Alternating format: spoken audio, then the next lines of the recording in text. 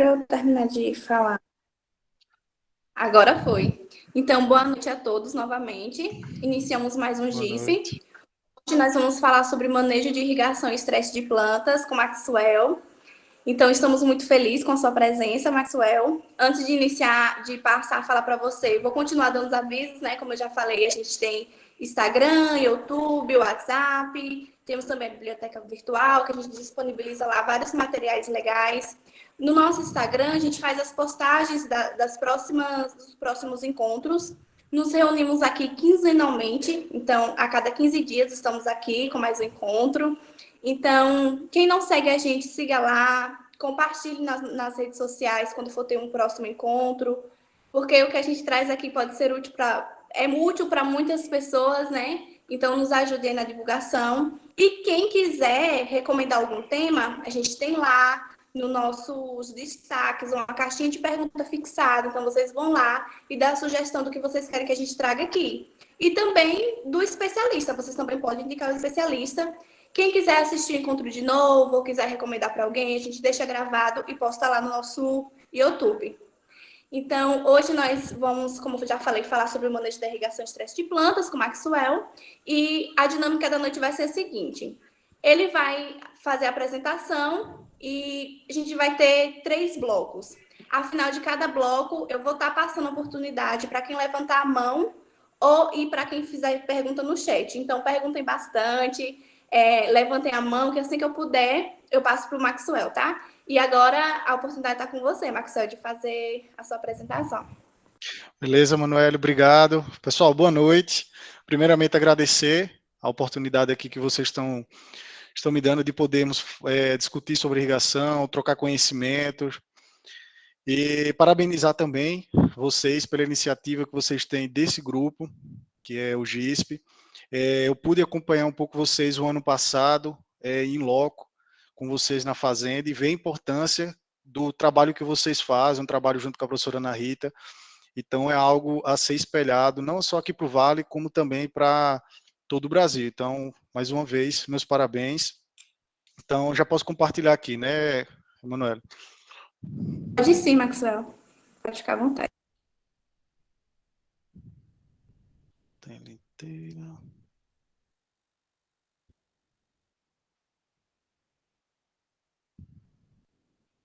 Pronto, está aparecendo para vocês? Assim. Ah, sim. Pronto, ótimo.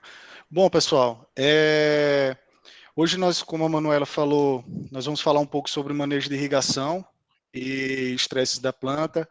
Eu sou engenheiro agrônomo, sou formado pela Universidade Federal Rural do Pernambuco, no campus de Garanhuns, e trabalho na Netafim.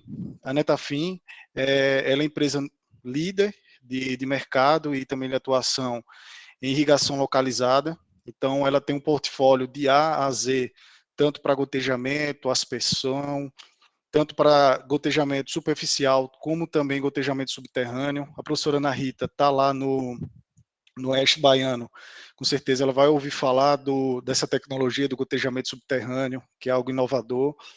Então, a Netafim, ela é uma empresa que está presente no mundo inteiro e está disponível para parcerias, está disponível para trabalhos, e hoje eu fico sediado aqui na cidade de Petrolina, nessa função de especialista agronômico, na qual faço parte de um departamento de agronomia da empresa, tá certo?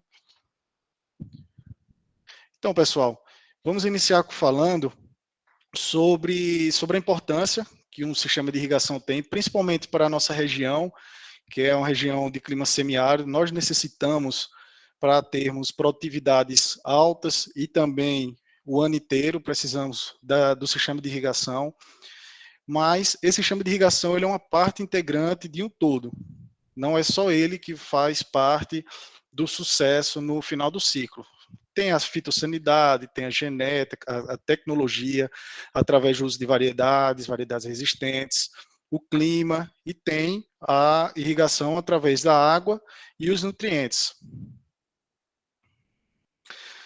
Como foi proposto esse tema em conjunto com todos, eu trouxe aqui 2 citações para falar da importância da água frente a estresses causados na planta. Então, segundo Jones, o estresse, em visão geral, ele é definido como uma pressão excessiva de algum meio adverso que tende a dificultar o funcionamento normal do sistema, ou seja, tanto pelo excesso de água quanto também pela falta de água, vai estar exercendo uma pressão excessiva sobre essa planta que vai estar ocasionando algum tipo de estresse e, consequentemente, a diminuição na sua atividade e produtividade também. Outra definição é que os efeitos causados por esse estresse hídrico, eles ocasionam problemas em mudanças na anatomia, fisiologia e também na bioquímica das plantas, com grau e intensidade dependendo do tipo de planta e também do período e a duração que esse estresse hídrico ele possa ocorrer.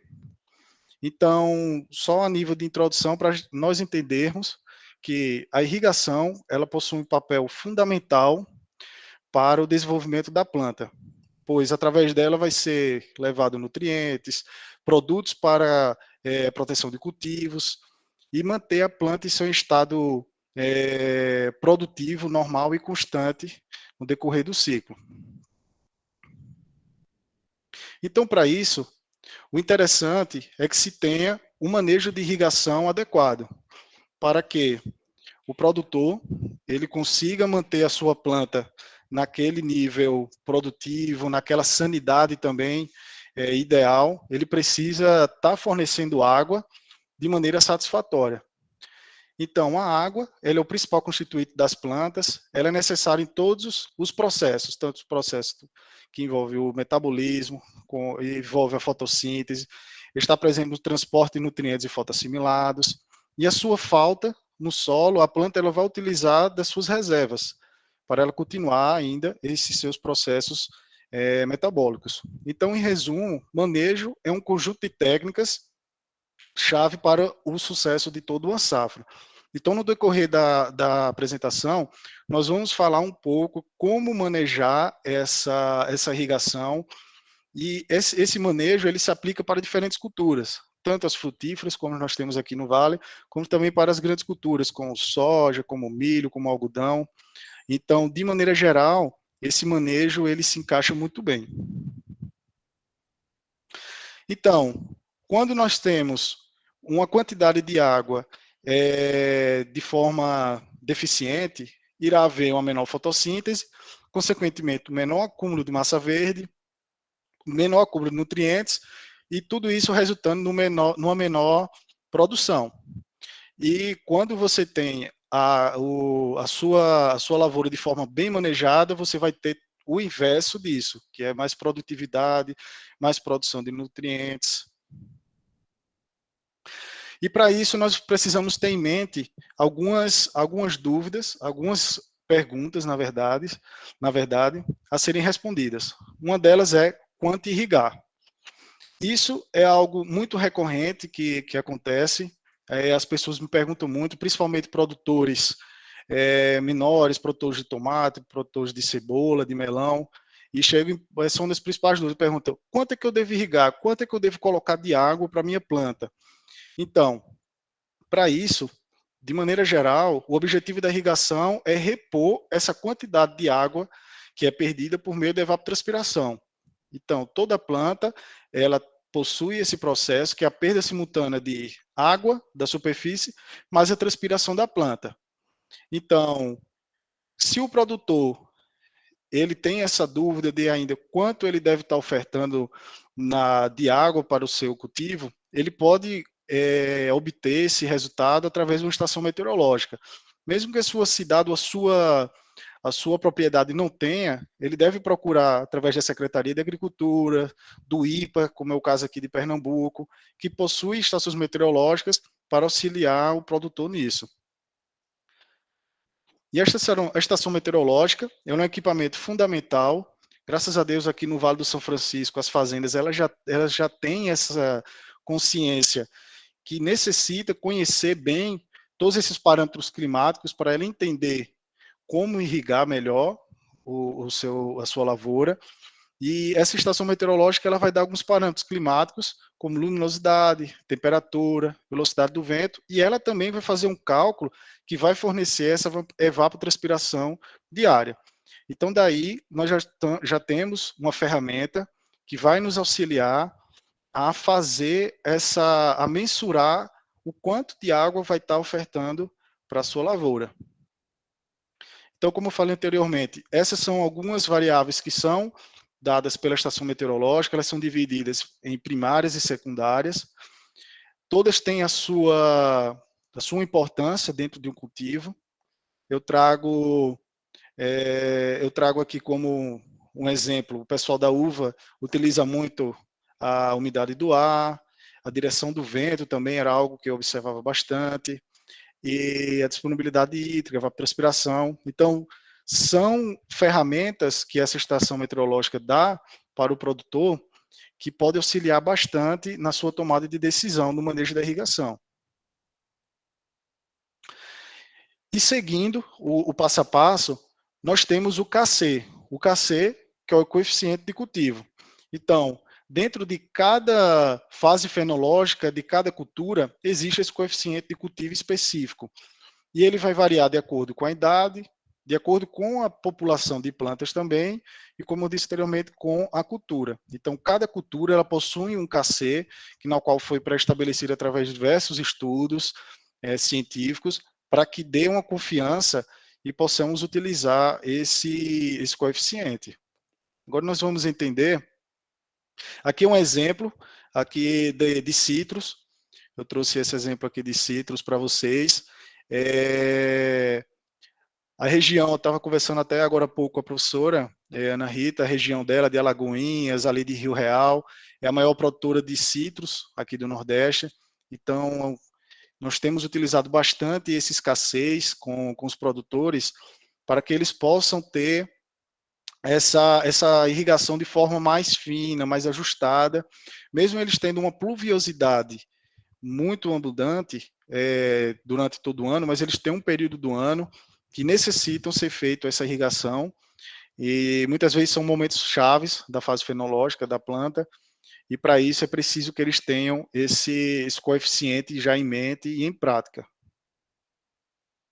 Como falei, aqui um exemplo das fases dos citros, onde ele é utilizado, esse KC, onde após a mudança de cada fase é necessário que também faça essa mudança do KC. Nos próximos slides, nós vamos entender como utilizar esse KC de forma de um cálculo. Dessa forma. Então, nós vamos utilizar nessa fórmula que a evapotranspiração da cultura é igual a evapotranspiração vezes o KC, que na qual a evapotranspiração da cultura ela também é dada em milímetros. A ETO, que é a evapotranspiração inicial ou crítica, ela é obtida pela estação meteorológica, é aquele valor que já dá no relatório, e ela também é dada em milímetros. O KC, com o coeficiente, ele não possui unidade, possui um fator. E aqui nós temos um exemplo também para citros. Então, um produtor, ele quer saber quanto ele irá irrigar em determinada safra. Naquele mesmo dia, a estação meteorológica ela deu uma transpiração máxima de 6,3 milímetros. Então, a sua lavoura ela está no KC de 0,075. Então, quanto ele precisa utilizar de água? Nós podemos trazer esse exemplo aqui para o Vale do São Francisco.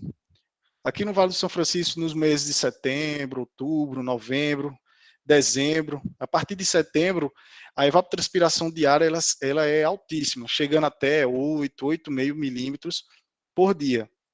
Então, se o produtor ele for pegar essa lâmina, essa evapotranspiração e for repor sem que seja feito todo esse cálculo de KC, ele vai estar aplicando água em excesso para a planta. Então, ele vai estar jogando água, nutrientes e também um recurso muito caro, um insumo muito caro hoje, que é a energia. Então, quanto é que ele precisa aplicar de água?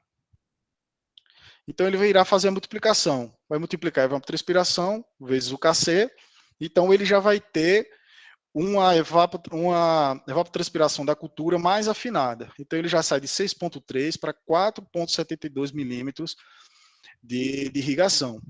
Mas, por ser uma frutífera, ela possui o seu diâmetro de copa, a sua projeção da copa, e como é utilizado na maioria dos citros, é utilizado o gotejo, o ideal e o mais correto é que seja feita a irrigação na área da projeção da copa. Então, você não necessita fazer a irrigação de onde o trator passa, de onde tem todo o trânsito de máquinas, porque esse cálculo aqui, esses 4,72, ele está sendo para 100% da área. Então, nós passamos para um ajuste maior desse KC, dessa lâmina ser ofertada, que é através do coeficiente de redução. Deixa eu pegar... Vocês estão vendo o meu mouse? Sim. Sim. Então, nós vamos pegar o coeficiente de redução, que vai ser nessa fórmula AS, que é a área sombreada, dividido pelo fator de 0,85. A área sombreada, ela é dada por diâmetro da copa, dividido pelo espaçamento entre ruas, tá certo? E essa lâmina de irrigação localizada, nós vamos utilizar essa formulazinha aqui mais na frente. Então, um exemplo, as variedades plantadas, isso é muito utilizado aqui na região de Real. Natal, Valência, Ramley, as idades das plantas, a idade da planta, 7 anos. Então, o maior diâmetro atingido é de 4 metros, em média, e o espaçamento do plantio é de 7 por 3,5. Isso daqui é o exemplo da evapotranspiração da cidade de Ribeirão Preto, que também é grande produtora de citros, aquele cinturão de citros, de cana-de-açúcar, por exemplo, e o KC crítico é de 0,75. Então, aplicando na fórmula, nós saímos de uma evapotranspiração de 6,3 milímetros dada pela estação meteorológica. Aplicamos no KC da cultura, já caiu para 4 milímetros. E agora aplicamos com o coeficiente de redução, nós já estamos numa lâmina de área de 3,17 milímetros. Então, é 50% de assertividade que está sendo aplicada para a planta. Então, isso é uma assertividade maior na quantidade de água, menor tempo de utilização de energia da bomba, do sistema de irrigação. Então, com simples, eu não digo simples, mas com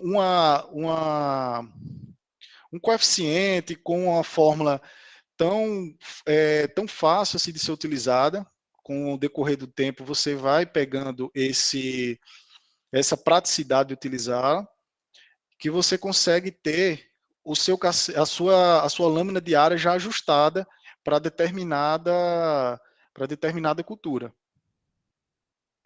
Suel, Oi? poderia ocultar essa barrinha que está aparecendo aí? Opa, Porque às sim. vezes ela está em cima de alguma frase e aí não dá para ver. Pronto, agora vai aparecer a lâmina de área, não é isso? 3,17 milímetros por dia, tá bom?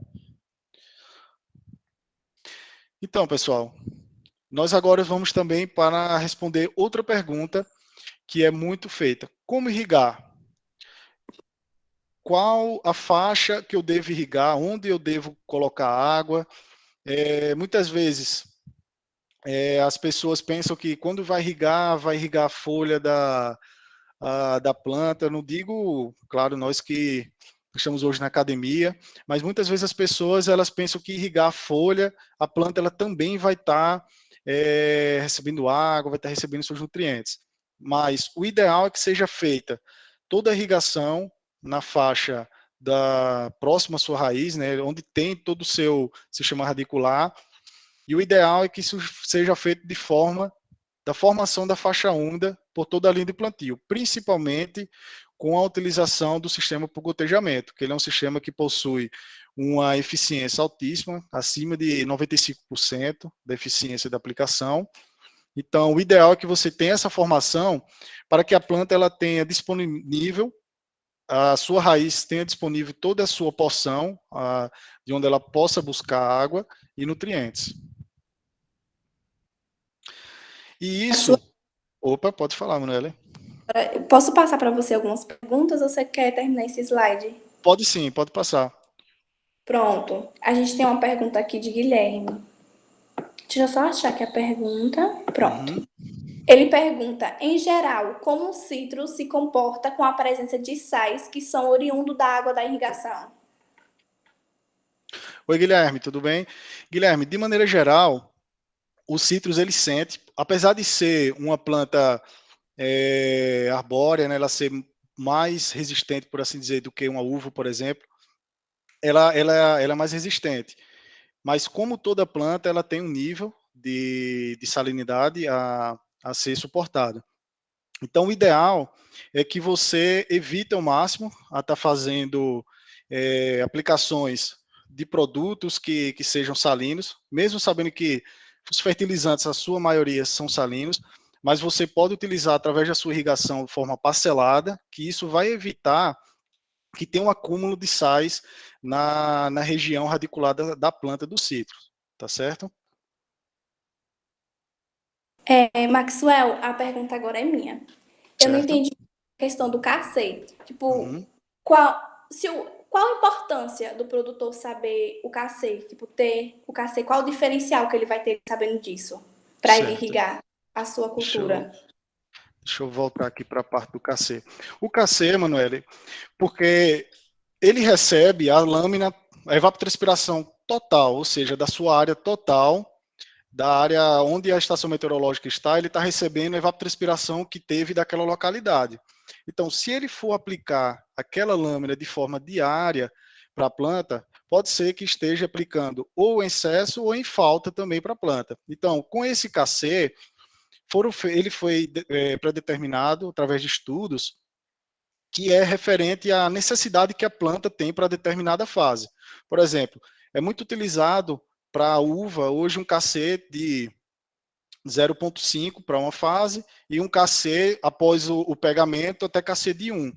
Então, se você colocar quantidade de água, que é o KC1, na fase de pré-floração e floração, a planta ela vai haver um aborto, possivelmente. Então, esse KC ele ajuda a fazer esse ajuste mais fino na quantidade de água que você vai estar fornecendo para a planta. Deu para entender ou você ainda ficou com dúvida?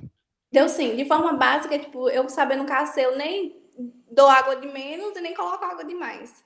Isso, exatamente. Você vai ter essa segurança que você, para aquela fase, ele é como se fosse um fator de correção para aquela fase que está utilizando. Então, você vai estar afinando ainda mais a quantidade de água que você vai estar colocando. É uma segurança para você, tá certo? Certo, pode prosseguir a apresentação. Tá certo. Esse exemplo que eu dei da uva, ele é muito prático porque essa fase de floração da uva e pré-florada, você não pode aplicar de maneira alguma uma quantidade excessiva de água, porque a planta ela vai vegetar e a partir disso daí ela pode abortar e colocar toda a safra em, em, em prejuízo, né? Então, com esse KC é um KC de confiança, né, que você tem, para que você utilize esse KC e evite que coloque água demais para essa fase. E, em contrapartida, na fase de enchimento de baga, que necessita de mais água, se eu colocar um KC baixo, a água vai estar recebendo água, a planta vai estar recebendo água de menos. Certo, a gente tem uma mão levantada. Eu vou Opa, passar o. pode passar. Pode falar. Olá, boa noite a todos, Maxwell. Oi, boa noite. A nossa dúvida é o seguinte, se esse KC ele varia de acordo com a textura do solo, ou seja, solos mais arenosos ou argilosos, esse KC pode variar ou ele é um valor único? Boa, ótima pergunta. Quem fez a pergunta? Fui eu, Marcos. Marcos. Oi, Marcos, ótima pergunta também. Marcos, esse KC, ele é um KC para todo tipo de solo. No entanto, entra esse slide aqui que nós vamos falar agora, que é o manejo a depender do tipo de solo. Por isso que é muito importante você conhecer o seu tipo de solo. Quando nós da Netafim, vamos iniciar um projeto de irrigação, existem alguns passo a passos que o departamento agronômico faz. O primeiro, ver a qualidade da água, análise de água, para você entender que tipo de água você está aplicando ali, porque a água ela possui as características físicas, químicas e biológicas, que isso pode causar tanto problemas para a cultura, também quanto problema para o sistema de irrigação. E outro ponto muito importante que nós pedimos antes de iniciarmos um projeto é uma análise física do solo. justamente para a gente entender qual o tipo de solo que a gente vai estar trabalhando, para podermos determinar qual a vazão do gotejo a ser utilizada, assim como também o espaçamento. Para o gotejo subterrâneo, é feito um trabalho muito específico, que é o teste de bulbo, onde isso daí está sendo muito comum, principalmente na região ali do oeste da Bahia, no Mato Grosso do Sul, onde é feito abertura de trincheiras, colocados gotejos em vários espaçamentos e em várias vazões. A partir disso, vai ver a capilarização da água para saber onde houve a formação do bulbo, desculpa, de maneira mais uniforme. Isso de acordo com a análise de solo textural que o produtor passou. Então, ele vai na área crítica dele, naquela área que nós vemos que é um solo mais pesado, mais difícil de ser manejado. Então, ele faz esse teste de bulbo para que ele tenha essa melhor confiança. Então, voltando aqui para responder a sua pergunta, esse KC, ele é fixo, mas vai depender do seu tipo de manejo para cada área que ele possa utilizar. Aqui no Vale do São Francisco, tem uma variabilidade muito grande nos tipos de solo. Trazendo mais uma vez o exemplo para a uva, existem latadas de 1 hectare, 2 hectares, que tem 2, 3 tipos de solo, ali tem manchas de solo dentro daquele parreiral. Então, o técnico ele tem que ter um nível de expertise assim, para entender como é que cada tipo de solo ele vai comportar com aquela lâmina que a gente acabou de calcular agora. Então ele vai ter que saber, se ele colocar aquela lâmina em um solo mais pesado, ele vai ter que fazer de forma parcelada, de forma de pulsos, e também, se ele tiver um solo mais arenoso, é ideal também que ele faça de forma de pulsos também. Mas na frente eu vou mostrar para vocês como é o comportamento de cada tipo de solo da movimentação da água. Deu para entender, Guilherme? Guilherme, não é isso? Marcos, no caso. João Marcos. João Deu Marcos. sim. Tá ótimo, João Marcos. Então, Maxwell, a gente tem uma sim, pergunta. Posso passar agora? pode sim, Manela. Mariano está perguntando se o custo e a manutenção é viável. Do sistema de irrigação? Eu acredito que sim. Pode, se você quiser falar, Mariano, para ficar mais claro. Estou me referindo ao custo de implantação, manutenção da irrigação subterrânea, que ele tem, no meu ponto de vista, ele tem maior custo do que os outros mais convencionais. Isso, exato. Seja este planejamento ou não, até porque ele requer de material diferenciado daquele comum, não é verdade? Então, muito boa pergunta, Mariano. Mariano, ele possui uma tecnologia realmente diferenciada para o gotejo subterrâneo. Ele é um gotejo, a iniciar, ele precisa ter uma parede de uma espessura maior, porque ele vai estar enterrado, ele vai passar por algumas intempéries ali debaixo do solo. E também esse gotejo ele precisa ser antissifão e antidrenante. O antissifão é a partir do momento que desliga o gotejo, se desliga o sistema, ele não vai fazer aquela ação de chupar a água, chupar o solo para dentro do gotejo. Então, quando se desliga o sistema, ele possui um flap nesse gotejador que evita que a terra entre para dentro do gotejo e haja entupimentos. E existe também antidrenante. A partir do momento que você desliga o sistema, ele não vai ficar gotejando com o passar do tempo. Então, com essas características, com essa tecnologia, ele é um sistema que tem um custo maior, mas em contrapartida, ele tem um custo-benefício melhor, um payback também melhor, porque os produtores hoje que têm um sistema de irrigação por gotejamento, ele consegue fazer até 5 safras em 2 anos. Então, ele não tem aquela dificuldade de estar esperando a chuva, ou se ele tiver um veranico, ele ficar preocupado com a germinação dele. Ele tem água o tempo inteiro e nutrientes também o tempo inteiro. Então, hoje, os produtores eles começam a entender que esse custo-benefício e esse payback de até 3 a 4 anos, ele está sendo muito viável. Então, a Netafim, o ano passado, ela passou mais de 2.000 hectares de instalação desse novo sistema, e hoje a perspectiva é de quase triplicar a instalação do gotejo subterrâneo, por conta do custo-benefício. Deu para sanar a sua dúvida, Mariano? Sim, mas eu acredito que não me convenceu, porque é uma tecnologia de difícil acesso, apesar de que fica claramente estabelecido que é muito provável que se espalhe. Isso depende muito da região, depende de todos aqueles fatores que estão sendo colocados aqui, não é verdade? Exato, exato. Ela é uma tecnologia, por exemplo, a Agrovale aqui, a Agrovale hoje tem um goteiro subterrâneo, tem 9.000 hectares de goteiro subterrâneo. Para cana já é uma realidade há cerca de 9, 10 anos, tanto aqui no semiárido quanto nos tabuleiros costeiros, desde Alagoas até o Rio Grande do Norte. A Metafin tem projetos com goteiro subterrâneo. Então, acredito que já é uma realidade para a cana e também para essas grandes culturas, é uma realidade que tem aumentado e eu acredito que vai aumentar ainda mais. E com o passar do tempo, conforme vai se popularizando mais, a tendência é que esse custo realmente ele vá sendo diluído frente a todos os benefícios que ele traga, né? Para frutas, ainda aqui no Brasil não é utilizado. No Chile é utilizado o goteiro subterrâneo para uva. E já se tem um projeto lá que eles utilizam e a produtividade ela aumenta bem consideravelmente.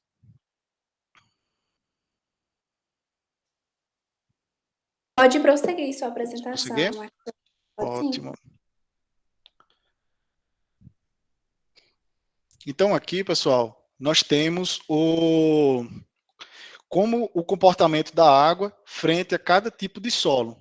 Então, é muito importante entender isso para você manejar de acordo com a quantidade que você vai ter, a lâmina que você vai ter em mãos. Então, nós já temos a lâmina bem mais afinada, bem mais apurada após a utilização do KC, após a utilização do coeficiente de redução para área sombreada, para espécies de frutíferas, por exemplo.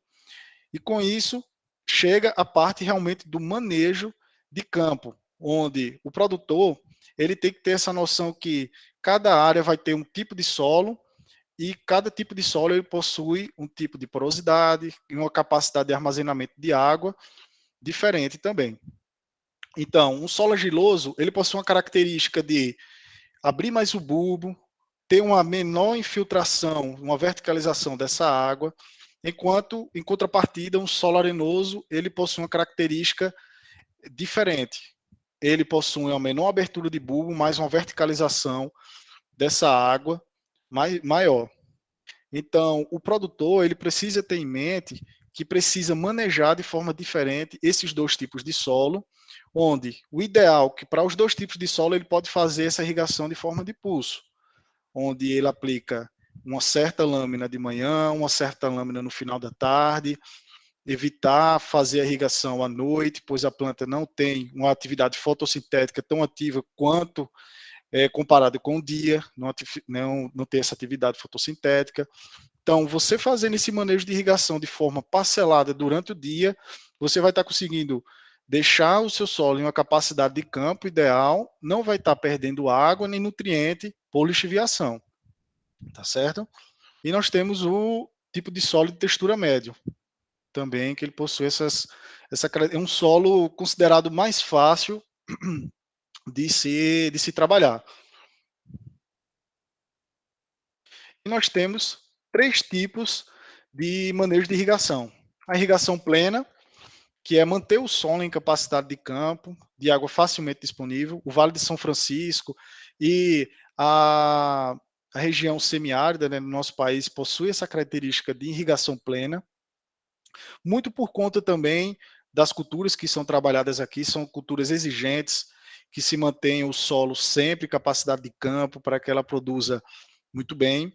A irrigação deficitária, que é manter a umidade do solo, mas na camada superficial, e é para manter entre a capacidade de campo e o ponto de murcha. É aquele tipo de irrigação que alguns produtores fazem, dia sim, dia não, a cada 2 dias, a cada 3 dias, a ponto que ele tem um tipo de solo, às vezes, mais pesado, então ele consegue fazer a sua irrigação de forma mais parcelada, a questão assim de dias, certo? Quando eu digo pesado, é um solo com um teor maior de argila. E tem o estresse hídrico, que é desligar o sistema de irrigação e chegar também, o ideal é não chegar, no caso, nesse ponto de murcha permanente. E nós temos algumas culturas que se utiliza desse estresse hídrico, como o caso da mangueira, como é o caso dos citros. Eles fazem esses estresse hídricos para induzir a planta a fazer algumas atividades fisiológicas que, pela região que elas estão inseridas, não iriam fazer sem a utilização desse estresse. Então, esse estresse hídrico é um ponto muito sensível. O pessoal do Citrus pergunta muito quantos dias deve ser utilizado de estresse hídrico, por exemplo. E não é uma pergunta, não é uma receita de bolo, é algo que vai depender de região para região, de variedade, de porte-enxerto. Isso era um tema que ontem eu estava conversando com a revenda lá de Rio Real, e é uma dificuldade que eles têm também de poder fazer esse estresse da melhor maneira possível. Então é um ponto bastante sensível. Como falei anteriormente, é chegar na capacidade ideal de campo, né, para que todos os espaços dos poros sejam preenchidos tanto por água, tanto também por ar, e evitar sempre o ponto de murcha, onde a planta ela não vai conseguir mais fazer a absorção de água e dos nutrientes. Então, pessoal, aqui é... Oi, pode falar, Manuela. Professora, Ana Rita está com a mão levantada.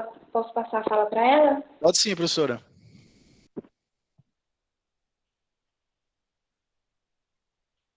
Pode falar. Oi. Professora? Olá. É porque Olá. eu estou meio atrapalhada aqui com a minha conectividade.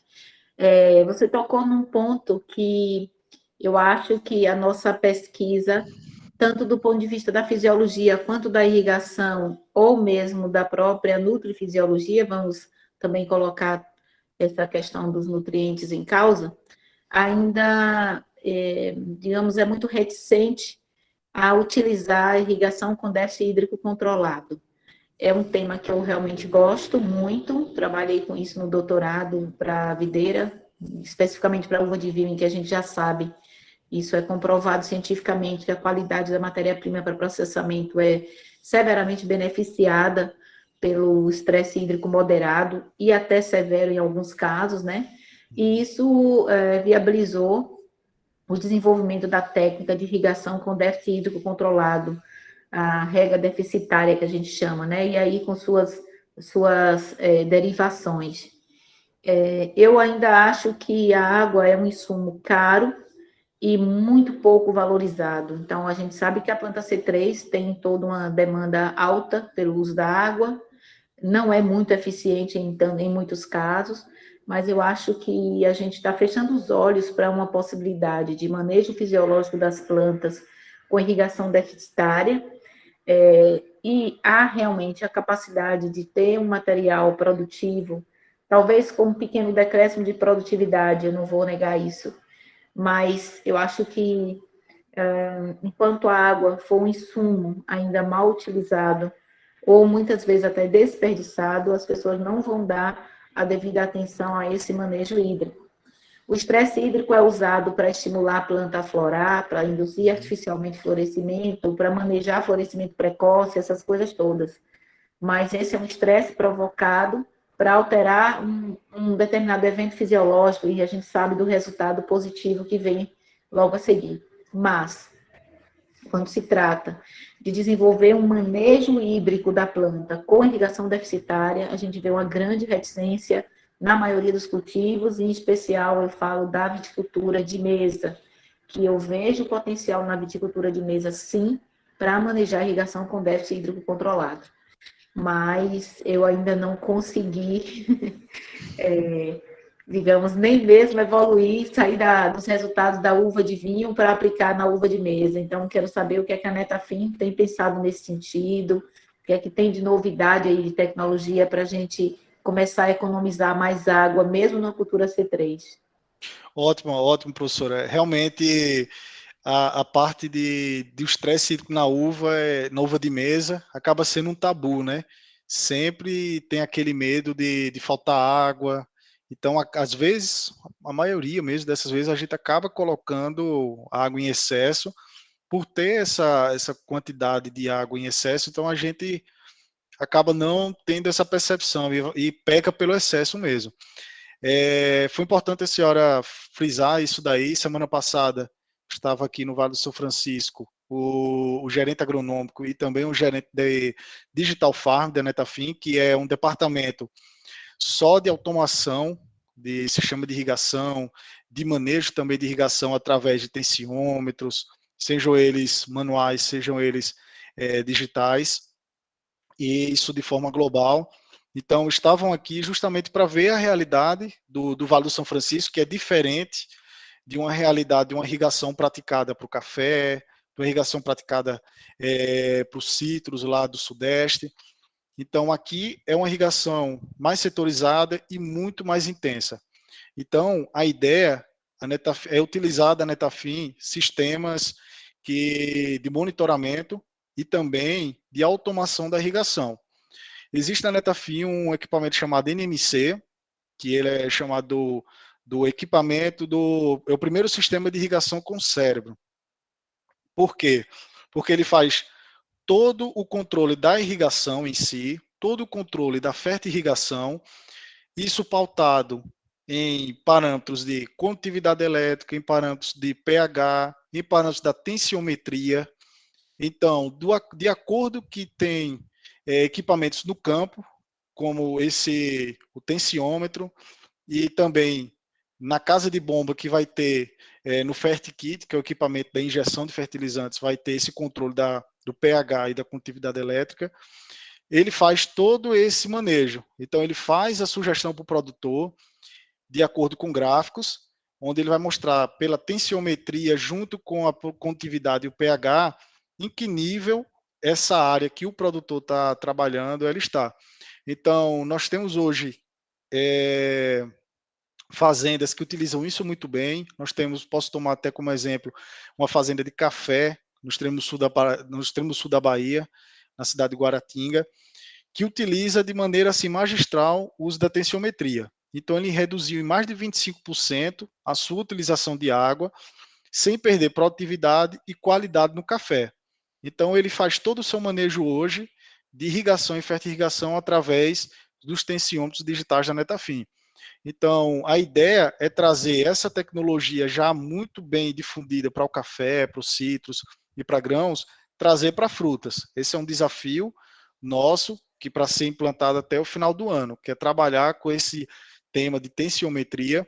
É um tema que já foi bastante discutido aqui no Vale, eu sei que é bem verdade, mas esse tensiômetro, ele é um tensiômetro diferente na questão de receber dados, de você catalogar esses dados de forma remota. Então, tem novidade realmente para chegar, professora, para o Vale, nesse sentido, de automação e também de monitoramento da irrigação, para que a gente utilize a água de maneira mais consciente e de maneira mais eficiente, que é o que realmente precisa ser. Obrigada. Eu só seguindo ainda, Manuela, me permita, na continuidade desse tema, hoje, numa das visitas que a gente fez, foi na Fazenda Nossa Senhora do Carmo, e é uma área de milho. Parte do grupo que está assistindo aí está dentro do ônibus, participando do GISP. Que ótimo. E eles estavam lá e viram essa situação. Quando a gente falou de tensiometria, porque o pivô central, eles são pivôs centrais enormes, né, de até 170 hectares, com capacidade de irrigação altíssima. Então, ele falava, a gente viu que tinha alguns pontos encharcados, né, de solo muito encharcado e aparentemente adensado, que a água estava com dificuldade para infiltrar, vários pontos assim. E aí a gente ficou perguntando sobre o monitoramento do status hídrico da umidade do solo e tal, e ele falou da desvantagem de usar um tensiômetro nesse caso, por causa são muitas manchas de solo diferentes na mesma área, e os tensiômetros têm induzido a erros na hora de determinar. Então, mesmo em áreas tão grandes, a gente ainda tem que fazer aqueles testes de capacidade de campo que a gente fazia na física do solo, usando a água, molhando a mão, melando a mão na terra e tal, né? Então, acho que é a hora mesmo da gente ter formas de otimizar essas informações, fazer chegar de maneira mais rápida e mais eficiente. Obrigada, Maxwell. Exato, professora. Trazendo como exemplo daí que a senhora falou, esses projetos de gotejamento subterrâneos, eles já têm desde o nascimento do seu projeto, a utilização desse NMC e também desses tensiômetros. Então, os produtores, com o passar do tempo, eles vão aprendendo a manejar, assim como esse produtor do café que eu citei o exemplo antes, ele demorou algum tempo, cerca de um ano e meio, até ele entender como ele poderia utilizar esse equipamento. Então, ele espalhou várias baterias de tensiômetros. Esse pessoal da soja também tem espalhado vários tensiômetros em pontos que eles consideram ser mais críticos. Então, eles pegam esses pontos críticos e eles explodem para as outras áreas podemos dizer assim, de manejo mais fácil, tá certo? Então, eu acredito que é um trabalho que tende realmente a aumentar e trazer mais resultados ainda, que é a utilização dessa tensiometria. Show de bola. Temos mais Sim, pode falar, Emanuele.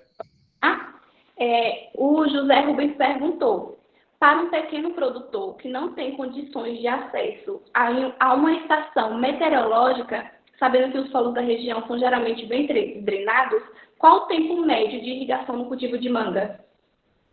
Bom, aí vai depender de alguns fatores, José Rubens.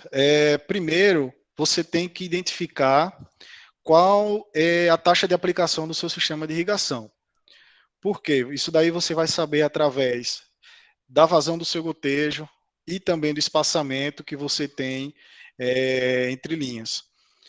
Isso daí vai indicar quantas horas o seu sistema de irrigação vai precisar ficar ligado para dar aquela lâmina que é utilizada, que a planta está necessitando.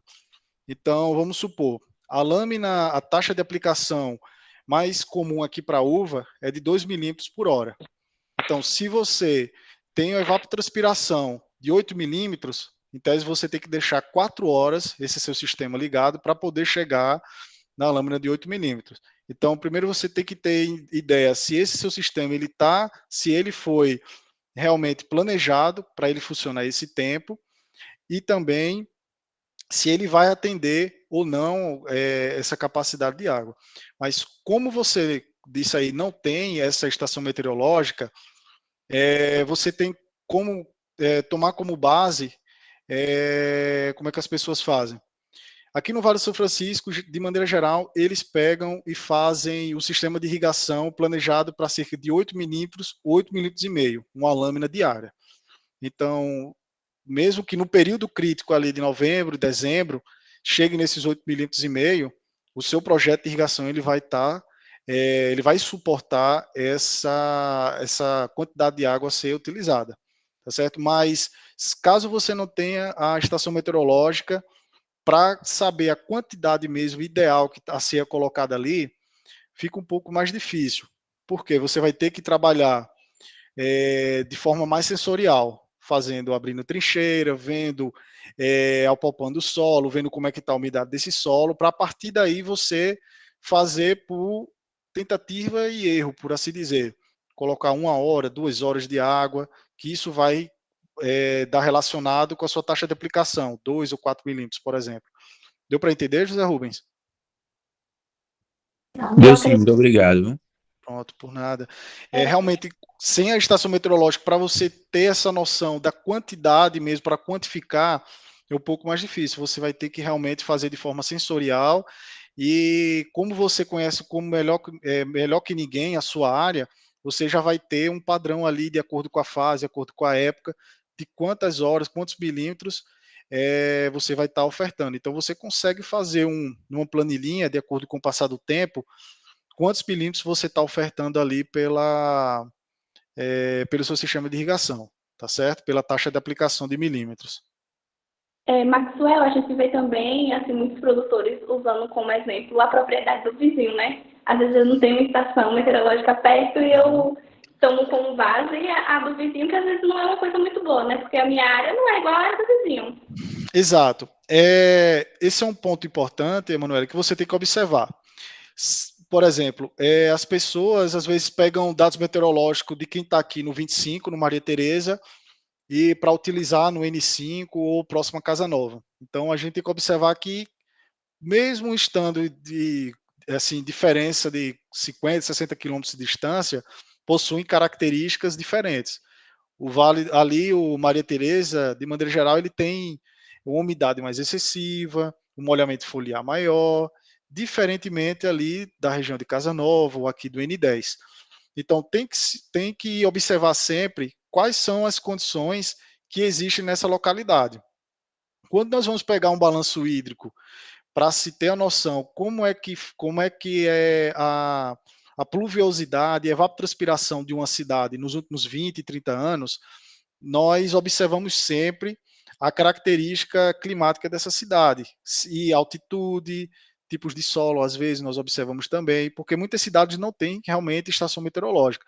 Então, para a gente pegar uma cidade próxima, a gente tem que pegar uma cidade que possua as mesmas características climáticas e também como a sua altitude, que é algo muito importante também a ser observado. Então, sempre quando for pegar a estação meteorológica do vizinho, é sempre bom você observar onde é que esse vizinho ele está, para que você não tenha um dado mais complicado, principalmente para uva com molhamento foliar.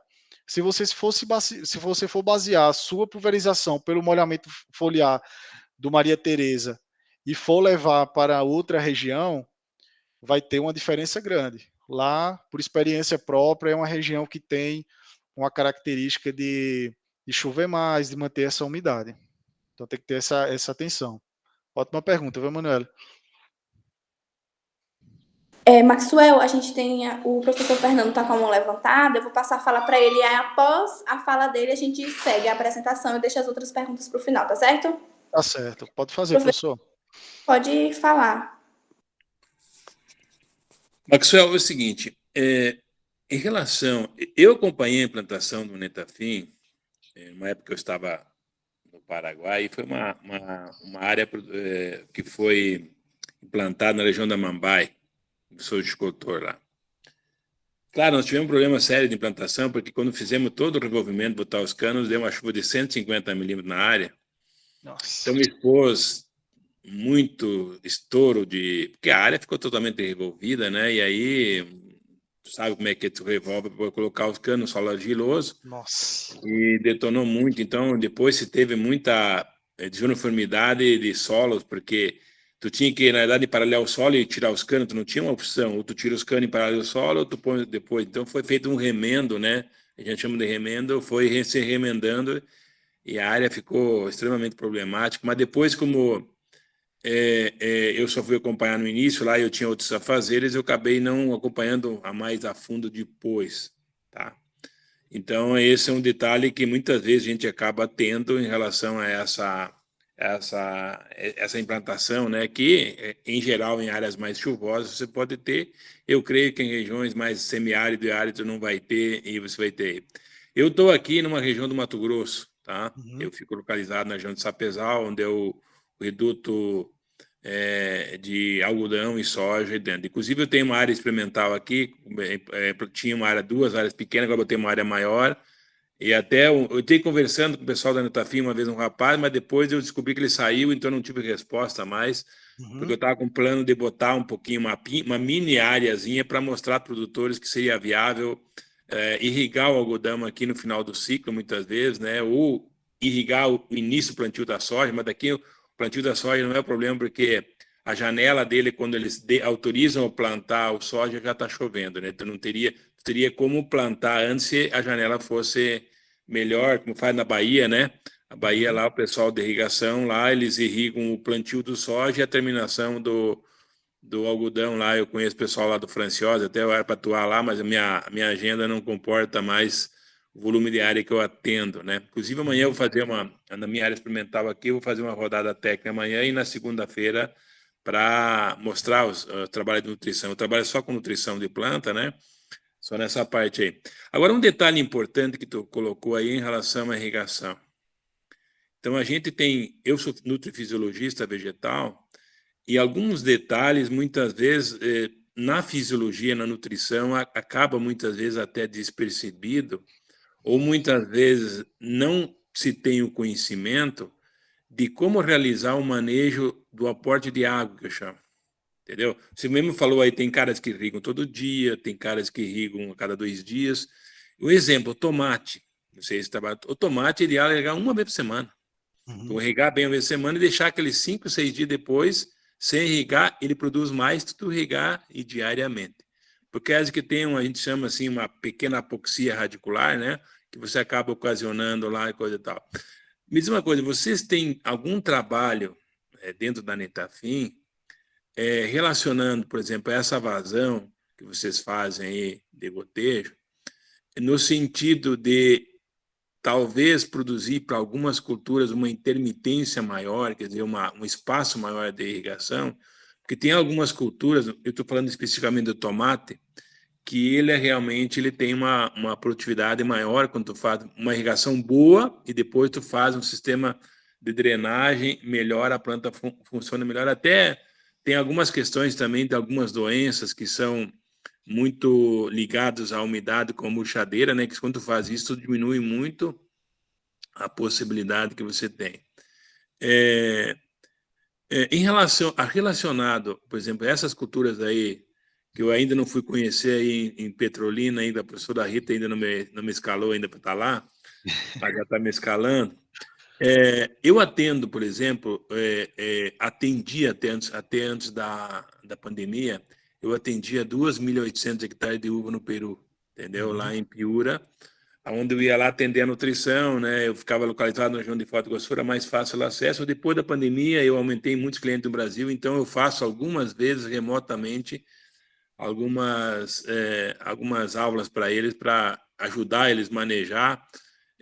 Também no Equador, entre manga e abacate, e vou também, provavelmente eu vou de novo, não sei se vai dar tempo, né? Para atender tomate no México, entendeu? Também fazer essas fertilizações e coisa e tal. Agora, em relação ao manejo da água, a gente tem que saber que muitas vezes o pessoal tem a noção que a água é a solução de tudo, né? Entendeu? A solução de tudo. E eu sempre tenho a posição que a água é a solução de tudo e é problema de tudo também. Ele é as duas lâminas da faca. Se você não manejar corretamente, ele é o problema. Se você manejar corretamente, é a solução. Exato. O que tem sido feito em relação, dentro de vocês, que você é da área técnica, para mensurar, por exemplo, agora eu não estou falando mensuração do volume de água, nada, mensuração fisiológica, por exemplo, de compostos, por exemplo, que se acumulam com esse estresse, né? E a dinâmica também da acumulação desses nutrientes dentro da planta, entendeu? Ótimo. Vocês têm feito alguma coisa? Por exemplo, eu esse ano aqui, na minha área experimental, eu fiz as curvas nutricionais dos materiais do algodão. Então, eu fiz várias análises e tem a curva de cada material relacionado, né? Em relação também, agora eu comecei a conversar com uns amigos meus fisiologistas, que eu estou numa região, digo, mais difícil de tecnologia, porque está longe dos grandes centros, para conseguir fazer mensurações enzimáticas, né, de produtos que são indicativos, né, para isso aí. O que a Netafim tem feito em relação a isso? E eu também sei que vocês têm, um dia o cara me falou, que vocês têm uma área aqui no Mato Grosso, mesmo se é Sinop, o Sorriso, implantado para plantar soja e algodão, tá bom? Parabéns aí pela... Obrigado, professor. Obrigado pela contribuição. Professor, temos sim, principalmente no café, é um trabalho, aí vai completar cerca de seus 2 anos, que o café tem esse problema da bienalidade, que um ano, produz bem, outro ano não tão bem assim, e é justamente a irrigação, ela entra para amenizar isso pelo estresse hídrico que as pessoas, muitas vezes, acabam fazendo excessivamente. Então, nós temos um especialista agronômico trabalhando, focado nisso daí, na região de Monte Carmelo, lá de Minas Gerais, e fazendo avaliações. Ainda não foi concluído, mas é utilizado esse NetBeat, é utilizado os tensiômetros, e com a safra que vai sendo realizada, ele também vai fazendo avaliações mais qualitativas do que foi colhido. Então, acredito aí que com seus 2, 3 anos a gente já vai ter um manejo bem mais apurado de quanto, assim, da lâmina de maneira geral, e também os espaços, né, de irrigação, esses hiatos que são feitos pela irrigação para a cultura do café. Respondendo também a questão da fundação, tem o pessoal da Fundação MT, que tem até o nosso especialista agronômico, que é o Alisson, ele trabalhava lá, então tem uma parceria com a Fundação MT, justamente para gotejo subterrâneo, para vários testes, também para se chegar nesse patamar que está hoje o gotejo subterrâneo. Já temos alguns trabalhos também com a Universidade de Uberlândia, que é da UFO, com o professor Elzímio, já alguns trabalhos com aplicações de herbicidas, via fertirrigação, alguns produtos nutricionais também, via fertirrigação para gotejo subterrâneo, para observar como é que o milho, como é que a soja, ele está se comportando. Algodão realmente é um ponto, é uma cultura a ser mais explorada com o passar do tempo. Mas, respondendo a sua pergunta, sim, a Netafim ela já está tendo essa observação com um manejo mais adequado para a cultura do café. Só mais uma pergunta, assim, eu não me lembro se eu não estou equivocado ou não. Uma vez eu conversei com um rapaz que hoje ele estava na Argentina, ele era de Foz do Iguaçu, ele foi para a Argentina, transferido. Não me recordo como era o nome dele. Aí ele falando que em algumas situações já existia um trabalho, não sei se isso é viável ou não, que em algumas regiões, quando chovia demais, né, já havia muita chuva, e o próprio onde estava o sistema Netafim, eles estavam injetando ar para tirar um pouco desse volume de água ali no sistema via Netafim. Eles tinham, tipo assim, em vez de tu injetar água, tu botava ar lá para arejar o sistema. Isso tem alguma coisa em algum trabalho feito nisso aí também? É um extremo contrário, né? O excesso de usar o sistema para o excesso de água. Você tem alguma coisa sobre isso também? Não.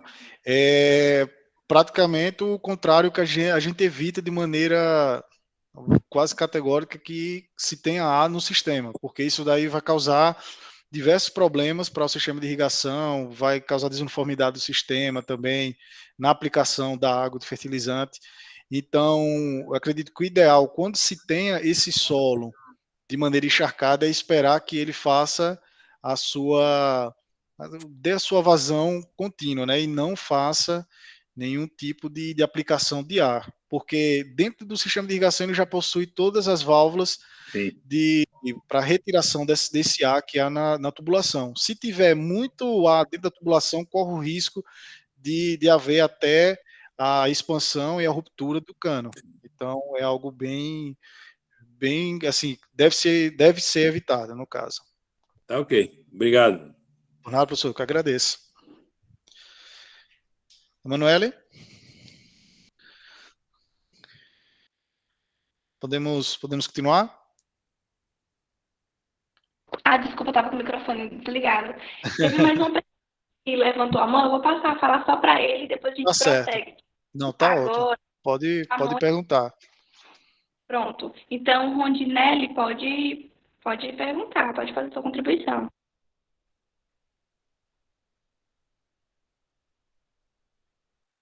Boa noite a todos.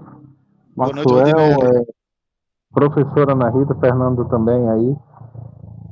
Eu vi vocês falando, a professora Ana Rita falou muito também a questão do estresse hídrico para a planta, falou em questão das estações meteorológicas, a estrutura física do solo, que a gente vem fazendo todo um trabalho em cima disso. Na verdade, é uma complementação e um questionamento, né? O produtor rural, na verdade, tem uma certa dificuldade com a questão de dados meteorológicos, né? Se eu tenho ideia, a Embrapa, salvo engano, ela tem quase 12 estações instaladas aqui no Vale do São Francisco, mas quando você busca esses dados, estão todas em manutenção. Umas que é dado semanal, que para mim não serve, você vai pegar um dado de uma semana atrás, você precisa de uma aula para o dia seguinte, e as que é diária não são atualizadas, e também trago uma informação também que vem ajudar o produtor, é que o distrito de irrigação, aqui no qual gera o projeto de irrigação ensinada no Nilo Coelho, que hoje tem aproximadamente 23 mil hectares, né, que vai a área Nilo Coelho e a área Maria Tereza está em processo de instalação de 4 estações meteorológicas, justamente para que o produtor disponha desses dados para o manejo de sua irrigação, que é muito complicado. Um outro fator que eu vejo nesse campo é, você quer fazer um manejo de irrigação. Na grande maioria, o dimensionamento do sistema não é adequado, ou seja, se fazem sem nenhum tipo de projeto. A outra parte que a gente tem observado, ninguém faz, ou ninguém, a gente fala as exceções, né? Mas na grande maioria, ninguém faz uma análise física do solo para saber a capacidade de campo, o ponto de murcha, a densidade aparente desse solo, a velocidade de infiltração dessa água nesse solo. E às vezes o produtor não quer investir achando que vai ser algo caro, algo que vai ser mais um custo, se fazendo mão dessas ferramentas, muito pelo contrário, ele pode ter uma redução nos seus custos e um melhor manejo na sua irrigação. Como o professor Fernando falou, que todo mundo tem a água como, às vezes, uma solução de tudo, mas, na verdade, ela também pode ser um problema para tudo. Exato. Porque, como eu trabalho com a cultura da banana, eu tenho 2 extremos. Ou o produtor irriga de menos, ou ele irriga demais. A gente não consegue chegar nesse meio termo. E a banana é uma cultura que tem uma alta demanda hídrica, porém, ela não tolera encharcamento. E aí, o encharcamento ele se torna pior do que o estresse hídrico. E um detalhe que a professora Ana Rita citou aí, com a questão do estresse, eu trabalho principalmente, parece meio que louco, no período de agosto, setembro e outubro, que são os períodos mais quentes do ano. E aí eu provoco um estresse hídrico. A banana, quando a gente irriga ela diariamente, ela já tem um sistema radicular muito superficial, ou seja, aflora acima do nível do solo, né? E quando esse manejo não é feito adequado, aí agrava mais ainda. E eu faço esse estresse hídrico, claro que tem um certo controle, que a gente tem três gerações, de 2 a 3 gerações na mesma torceira, para que esse sistema radicular ele se aprofunde mais e vá atrás de nutrientes abaixo do que normalmente ela consegue aprofundar, que ela está em 25, no máximo 30 centímetros. E eu vejo isso, uma certa, não posso dizer, uma certa displicência do produtor, ou até uma questão de buscar essas informações, porque a gente vive uma agricultura no nosso país de alta tecnologia. O Vale do São Francisco digamos assim, é privilegiado isso, porque todos os olhos hoje, aonde eu vejo, nos 4 cantos do país, é voltado para o Vale do São Francisco.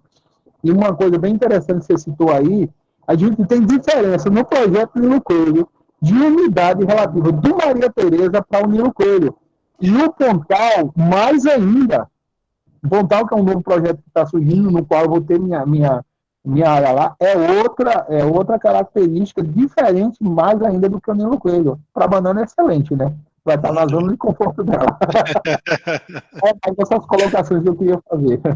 Ótimo, Rondinelli, muito bom, viu? Muito bom essa sua participação, é verdade. Ainda bem que você, conhecendo a sua área, conhecendo a cultura, você já consegue fazer esse manejo, né, dar esse estresse hídrico aí para a banana, que tem surtido efeito, né? Então, realmente é louvável esse seu manejo que você está fazendo, muito bom. Pode prosseguir a sua apresentação, Maxwell. Tá certo, Manoel. Qualquer coisa você pode passar as perguntas, que é bom que a gente vai conversando, tá certo? Em relação, pessoal, às perdas de nutrientes por lixiviação. Então, quanto mais você vai passando da capacidade de campo, você vai perdendo a mão ali na irrigação, você não está jogando só água fora, não. Você está jogando nutrientes que hoje estão mais caros como nunca, que é um insumo caríssimo, né? E cada nutriente ele possui um range ali de perdas por lixiviação maior. Então, o produtor realmente ele precisa entender, foi um ponto muito importante que o Rondinelli falou, a velocidade de infiltração, qual a capacidade de campo do seu solo. Isso não é algo que ele vai precisar fazer todo ano, por exemplo. Ele faz da sua área, guarda aquela informação e com aquilo dali ele já vai trabalhando. Então, é um gasto que ele tem, que na verdade não é um gasto, é um investimento que ele vai estar fazendo e que vai estar tendo uma diminuição de perdas por lixiviação, tanto de água quanto desses nutrientes. Muitas vezes faz a aplicação da irrigação, faz a aplicação da fertirrigação e não vê resultado. Poxa, apliquei tanto cálcio, apliquei tanto potássio e a minha uva aqui, rapaz, não tem brix, não tem firmeza. Por que será? Então, se você for mais a fundo, fazer a anamnese dos problemas que pode ter ocasionado, um desses pode ter sido você ter pesado demais a mão na irrigação e o seu nutriente literalmente ter sido lixiviado. Então, o ideal é que nós tenhamos a divisão do solo. Nós tenhamos a solo, a porção de água e também a porção de ar, para que ele fique nessa capacidade de campo, que a planta tenha o seu sistema radicular aerado também, que ele não fique sufocado, né? Grosseiramente assim a gente falando, não fique sufocado pelo excesso de água e ele não consiga fazer todo o seu trabalho. E agora, pessoal, nós vamos entrar nas técnicas para o manejo mais apurado. Como eu falei anteriormente, esse é o NetBeat, que é o sistema que faz o controle, faz o monitoramento e também faz a análise de todas essas informações. Só uma curiosidade, professor Fernando, essa é uma área de tomate, lá da área de lá do estado de São Paulo, onde foi instalado um dos primeiros NetBeats. Então, o NetBeat, ele tem essa central que pode ficar na casa de bomba ou pode ficar também no escritório, porque ele faz toda a comunicação através de sinal de internet e ele também faz toda o armazenamento dessas informações na nuvem. Então, de onde você estiver, você consegue fazer todo o controle, abertura e fechamento de válvula, aplicação, a injeção, né, dos fertilizantes para determinados setores, tudo de forma online. E o objetivo é o controle e automação de todo o sistema de irrigação, o sistema de fertirrigação ele também ser automatizado, monitorar todos esses parâmetros climáticos que nós falamos anteriormente, pluviosidade, luminosidade, e ele também tem análise de modelos de cultivos e a recomendação é feita também em tempo real.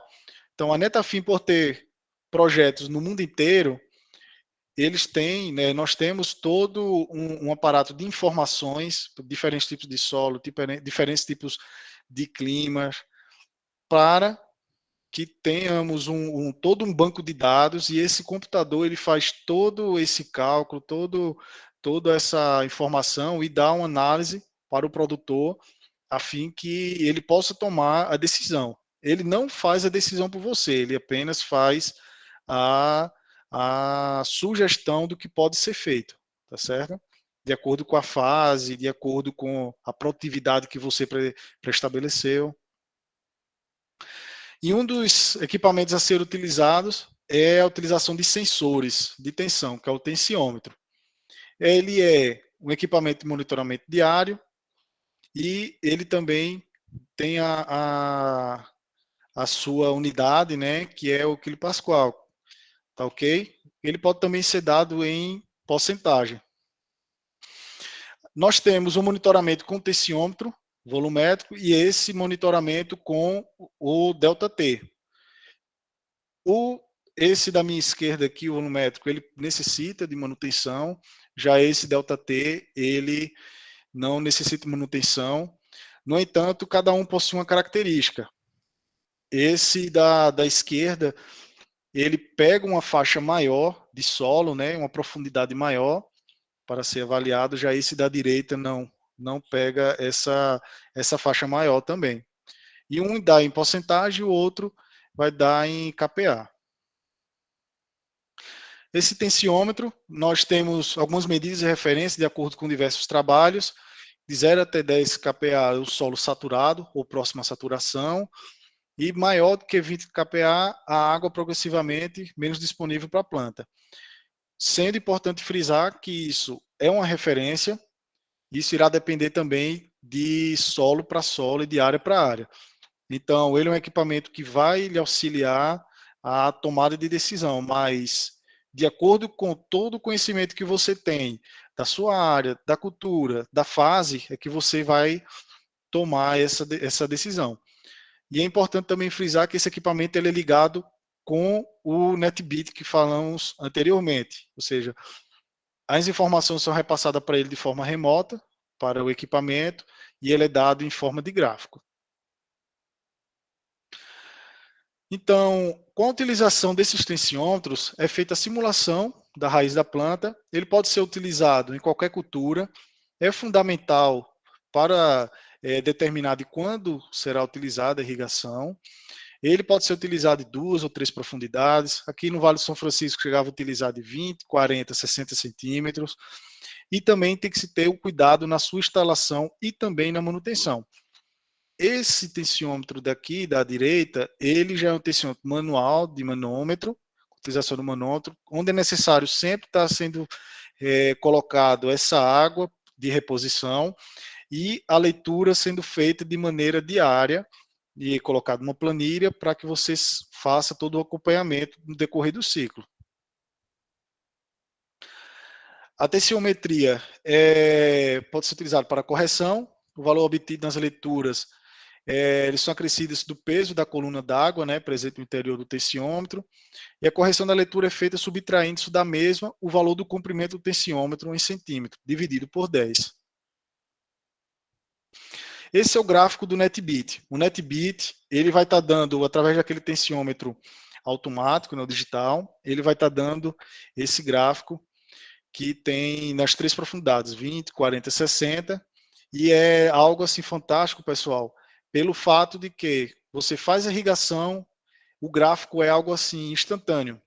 Tem a modificação na curva do aumento ou da baixa da tensiometria, né?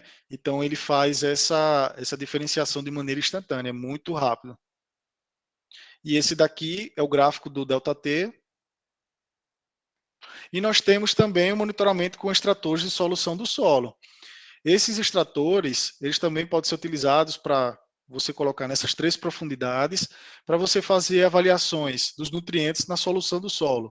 Monitoramento de salinidade, por meio e também do pH, tá certo? O monitoramento da eficiência dessa irrigação, porque você pode estar vendo os níveis desses nutrientes em diferentes camadas. Se você tem determinado nível de potássio elevado na camada de 60 centímetros, significa que você está com a irrigação a mais do que também está sendo necessária, está lixiviando aquele nutriente. Ele é uma técnica de fácil manejo, custo baixo, pode ser utilizado em diferentes profundidades e também em diversas culturas. Esse daqui, pessoal, é um exemplo feito que eu trabalhava na Labrunier na época, e nós fazíamos a utilização da coleta da seiva, né, da solução, no caso, extraída por esses tensiômetros. Então, utilizamos a seringa para fazer o vácuo no dia anterior dessa irrigação, como o rapaz aqui está fazendo, é o Matheus. A utilização dessa seringa, armazenava no pote, tá certo? Então, devia-se aplicar o vácuo do equipamento com a seringa grande de cerca de 6 a 12 horas após o término, no caso da irrigação, só corrigindo, e a análise deve ser realizada de forma imediata, após a coleta, para evitar todo tipo de alteração na amostra. Então, com essa solução em mãos, nós podíamos utilizar ela de diferentes formas. Saber o pH, saber o nível da condutividade por meio do condutivímetro digital, ou também podemos ver o pH através da fita indicadora de pH, aquela famosa fita de piscina. Esses sensores de medição de solução, eles são fantásticos, eles me auxiliavam bastante na tomada de decisão, principalmente com a utilização da seiva da planta através da extração da seiva. E também com a utilização da solução do solo. Então, esses oribas, eles dão os níveis de cálcio, de potássio, de nitrato. Então, eles ajudam você munir você de mais dados para você fazer o comparativo com a solução do solo, seiva da planta, análise de folha, análise de solo. Então, você começa a fazer um DRIS dentro da sua fazenda com um banco de dados, que isso, com o passar do tempo, vai lhe auxiliar muito a entender como é o comportamento nutricional de determinada variedade em determinado tipo de solo na sua fazenda. Aqui um exemplo de utilização desse, para aqui, no caso, para a seiva, né, da planta, e a interpretação dos dados. Cada cultura ela possui, né, uma exigência nutricional de acordo com a fazenda fenológica. Então, o ideal é você entender e conhecer essa exigência, conhecer também a exigência de pH, da condutividade elétrica, para você ter essa maior assertividade. E você pode utilizar, como nesse exemplo aqui, diferentes variedades e também diferentes idades de avaliação. Então, aqui tinha data de coleta, data de análise, os níveis em ppm de nitrato, potássio e cálcio.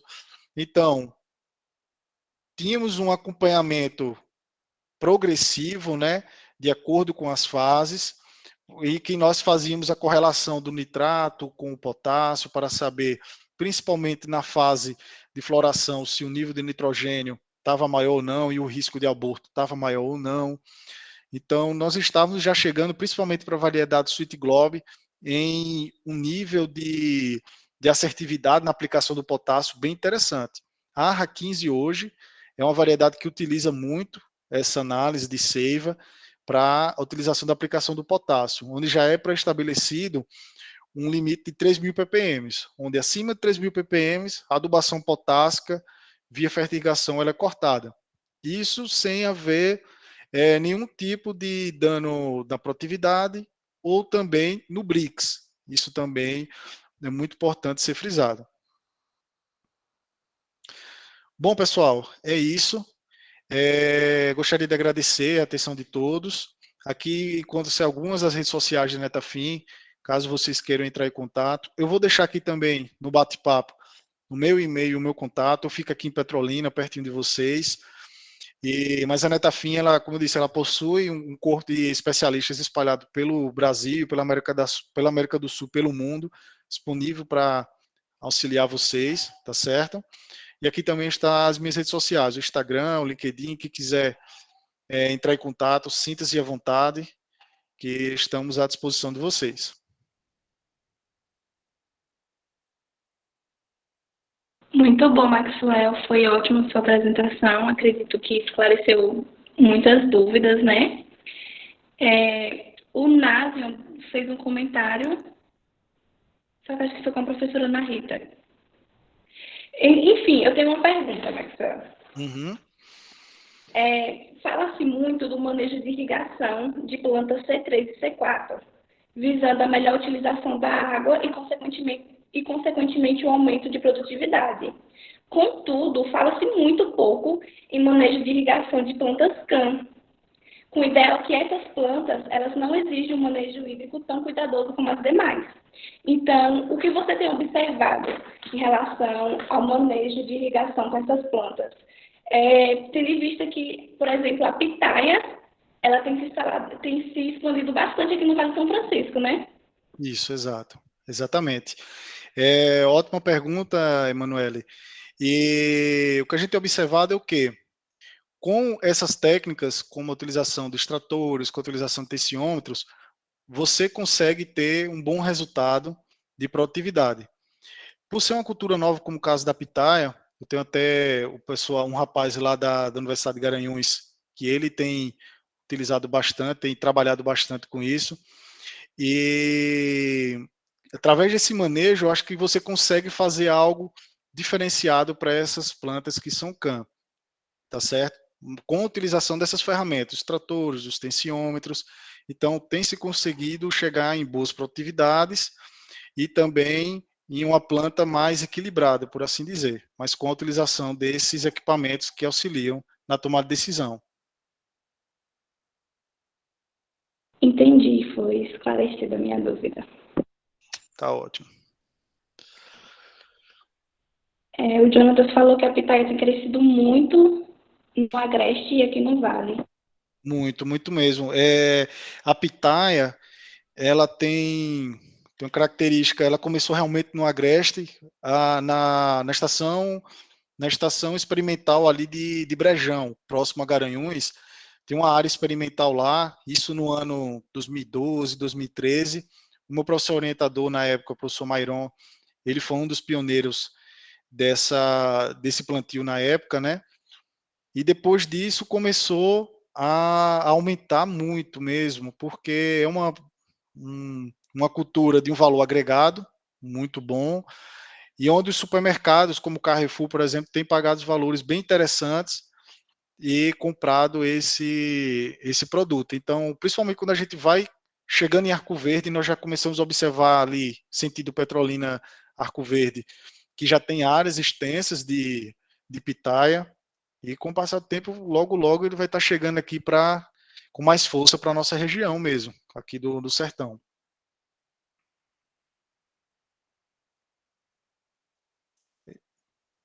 Verdade.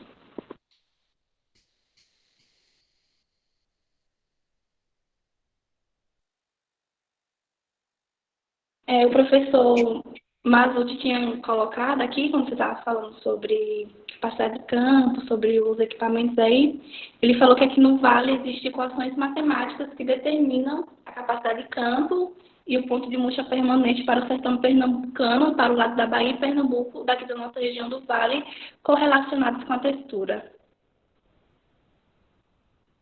Ótimo. Já tem, então quer dizer que já tem esses cálculos já para servir de referência, não é isso? Exato. Ótimo, ótimo mesmo. Maravilha. Rondinelli, você quer fazer alguma pergunta, alguma intervenção? Vi que está com a câmera aí ligada.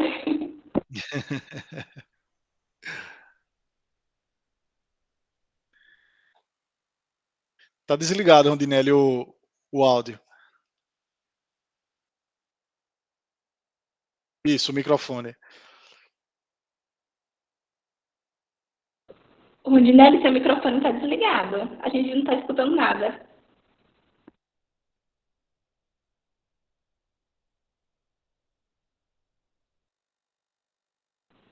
Não sei se é algum problema com a internet. Não, agora é o microfone mesmo. Estão ouvindo agora? Sim, Rondinelli, estamos te ouvindo. Maxwell, na verdade, é uma pergunta, né, se já existe, se vocês já fizeram, porque, assim, a cultura da banana é uma cultura muito arcaica em termos de literatura, né? Se a gente vai buscar novas informações de literatura aqui, principalmente no Brasil, é muito escassa. Eu sempre converso, de vez em quando, não frequente, mas sempre tenho contato com o pessoal do Sítio Barreiras, que já tem um certo conhecimento e muitos trabalhos voltados para a cultura da banana em si, né?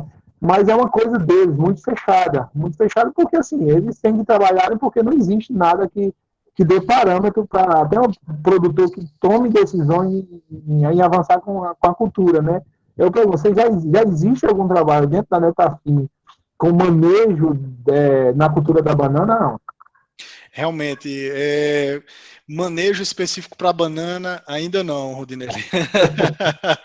O que nós temos, assim, o que nós temos é a concepção de projetos, né? Tanto de microaspersão, tanto para gotejo, mas o manejo assim específico, mais difundido, não. É algo que realmente tem que eu tô ser... nessa batalha. É algo que realmente tem que ser buscado. O que é que acontece? A gente procura, quando existe um projeto de irrigação Netafim junto com o produtor de banana, a gente procura trabalhar em conjunto com ele. Isso na forma da irrigação, do manejo, da fertirrigação, a gente procura fazer um intercâmbio, sabe? A gente nunca chega dizendo, você tem que fazer isso, isso e isso. Não. É uma discussão para chegar no denominador comum, tá certo? Então, acaba que não tem como se fosse uma cartilha realmente de quanto irrigar, de quanto adubar.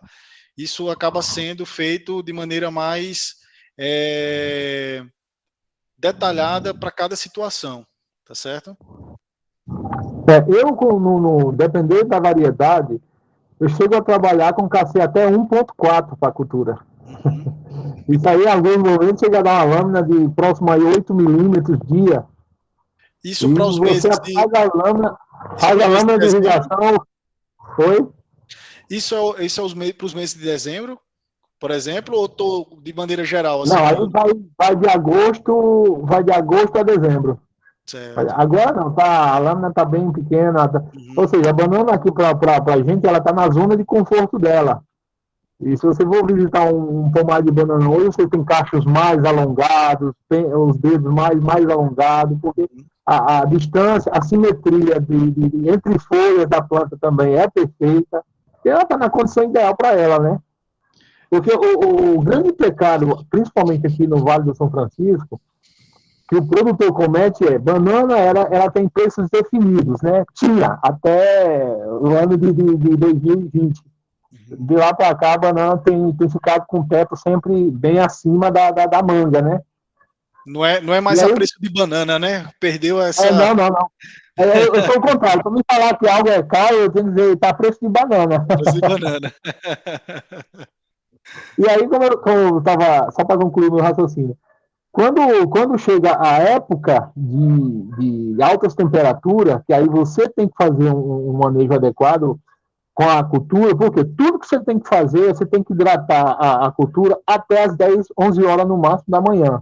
Porque o que você joga depois desse horário vai ficar disponível, ou ela vai começar a absorver já no dia seguinte, de uma forma bem lenta, vai só, digamos assim, deixar o solo frio, né, ali, baixar a temperatura desse solo. E aí eles querem economizar nesse período. Aí faz a diminuição das adubações, faz a diminuição da lâmina líquida, porque o preço não está... Porque ele esquece que o preparo do cacho para o primeiro semestre acontece no segundo. E aí é onde tem o maior valor agregado da banana. Claro que isso vem mudando, que está um pouco mais linear, mas era definido assim. E aí a gente está nessa luta. Eu agora, por exemplo, o que eu estou definindo? Para a gente instalar a tensiometria, a gente tem que conhecer a pedologia da área, ou seja, se o solo for uniforme, não tenha medo de trabalhar com a tensiometria, que vai ser preciso na irrigação, né? A minha coleta de amostra de solo, a minha lâmina de irrigação, eu determino de acordo com o comportamento das raízes efetivas, porque eu digo isso não só para a banana, mas também para outras culturas. Você precisa identificar a profundidade do seu sistema radicular para que você faça a coleta nessas profundidades, porque tá lá, a cultura da banana que eu já vi muito, chega no máximo a 30 centímetros a raiz efetiva, e eu vejo que eu estou coletando com profundidade de 40, 50 centímetros para determinar um cálculo de adubação. Ele vai fazer um somatório de números que não condiz com a realidade de absorção da planta. Exato, muito bom, Rodinelli, muito bem frisado. E a questão também do horário da irrigação é o ponto assim, por questão da tarifa verde, as pessoas procuram fazer a irrigação à noite também, né? Questão da tarifa verde. Então, à noite, você está aplicando ali, mas a sua eficiência ali de absorção da planta, você está aplicando por desencargo de consciência mesmo, né? Poxa, estou irrigando, estou colocando adubo agora com ela. Mas a gente sabe que, infelizmente, tem essa questão agronômica e tem a questão econômica também, né? Para chegar num equilíbrio, né? E como nós trabalhamos em projetos públicos de irrigação, na nossa ortoga nós temos direito a 18 horas de água, né? Ou seja, 18 horas que começa às 5 da manhã e termina às 21 horas, e aí começa às 21 horas e vai até às 5 da tarde do dia seguinte. Só que aí a minha irrigação ela é eficiente ali até às 10, 11 horas da manhã. Ou seja, eu precisaria de um super sistema de irrigação que irrigasse, por exemplo, no Coelho, 6 hectares de uma única vez. Seria um super sistema mesmo. Porque a cultura eu até me empolgo quando eu falo da cultura da banana, tá? Desculpa aí, viu, gente? Mas porque a gente gosta, a gente vai longe. E uma pergunta que já me fizeram, perguntou, Rondinelli, qual é o potencial em produtividade da cultura banana? A gente não tem isso ainda. A gente sabe que ela tem potencial para chegar a 100 toneladas por hectare ano. Mas existe uma série de fatores, desde da genética da planta, as mudas selecionadas, até o manejo de irrigação e o manejo de tratos culturais. Com certeza. Verdade, Rondinelli. Ana, pode falar, Ana. Ok. A minha intervenção é breve e ainda dando uma outra perspectiva ao posicionamento de Rondinelli. Gostei bastante, Rondinelli. Ai, meu computador quase cai. Rondinelli, que eu estou no celular, o computador ligado e eu me arrumando para ir para uma reunião. Veja só, a gente precisa começar a ter uma visão diferenciada em relação a essa questão do que é cultura de alta rentabilidade no Vale e o que são as culturas relegadas ao que a tecnologia chega, aliás, pode chegar, pode não chegar. De fato, a gente tem vivido alguns momentos bem diferenciados, a gente falava um dia desse, o Rondinelli e Jonatas, sobre a linearidade, a estabilidade de preço que a banana alcançou do final do ano até o mês de maio e agora com pequeníssima variação. Realmente, preço de banana não é mais preço de banana. Mas já há uma cultura arraigada, já há algumas décadas, de que cultura de alta rentabilidade no Vale são uva e manga e cebola no dia que a loteria dá certo. Então, a gente precisa começar a ter um olhar diferenciado para levar ao produtor tecnologia que funcione e que seja acessível. E a irrigação não se trata apenas de uma tecnologia de luxo, mas de uma necessidade para que a banana alcance os tetos produtivos que, de fato, ela tem potencial para expressar. Quando a gente fala hoje em quem é que pode orientar o produtor a fazer alguma coisa certa, e que, de fato, faça com que ele produza melhor e com mais qualidade no Vale, a gente tem muita dificuldade de encontrar alguém. Infelizmente, o Rondinelli atravessa toda a sua história, tanto como produtor, quanto ajudando os outros produtores a fazerem um cultivo de banana diferenciado e que pague as suas contas. Isso tem acontecido, e realmente eu tiro o chapéu, Rondinelli, não só para você como profissional, consultor, ajudando as outras pessoas, mas também como produtor que faz com que a tecnologia dê certo e tem nos seus cultivos um verdadeiro exemplo de como fazer direito. É realmente algo que me inquieta, sabe? Eu aproveito esse fórum aqui para me externar essa inquietação nesse sentido de o que chega de tecnologia para o Vale, primeiramente é para uva e manga, porque são as culturas mais rentáveis, vírgula. A gente sabe muito bem que banana pagou as contas de muita gente. Há meses vem fazendo isso. Já tem bananicultor estabelecido ali na região de Casa Nova, usando tecnologia de ponta, que a gente não vê em muitos estados por aí.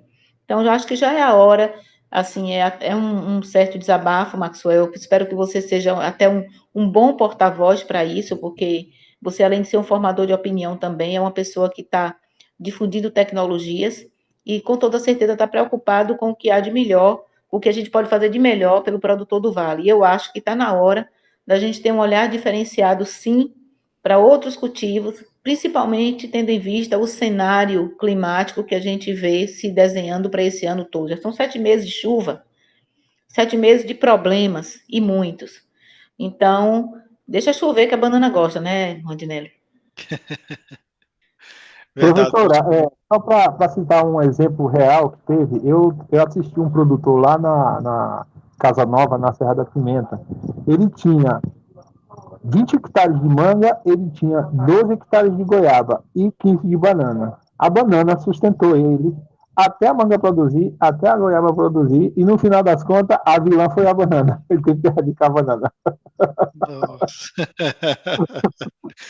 Rondinelli, eu vi no Salitre mais ou menos um desse caso, realmente.